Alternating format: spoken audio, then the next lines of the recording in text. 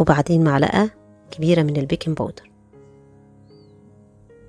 كده خلاص هبتدي بقى اقلب المكونات بشويش كده، وبعد كده من تحت لفوق كده لحد ما اتأكد ان كل الخليط اختلط وبقت زي عجينة الكيكة العادية. في الوقت ده هنسخن الفرن على درجة حرارة 180، هندخلها على الرف الأوسط. عندي بقى شوية من المكسرات، أي نوع مكسرات بكسره بس كده بالسكينة وهبتدي أضيفه على الوش. هدخلها الفرن بتقعد حوالي 35 دقيقة على درجة حرارة متوسطة. 100 جرام من الشوكولاتة الغامقة، دايما بستخدم النوع اللي نسبة الكاكاو فيه فوق 70%. كده بقت جاهزة معانا. تقدروا تضيفوا أي نوع مكسرات بتحبوه، ممكن سوداني، ممكن فواكه مجففة. كيكة صحية جدا ومفيهاش سعرات، وكمان مناسبة جدا للأولاد في الامتحانات والمذاكرة. فيها طبعا شوفان ومكسرات وشوكولاتة غامقة.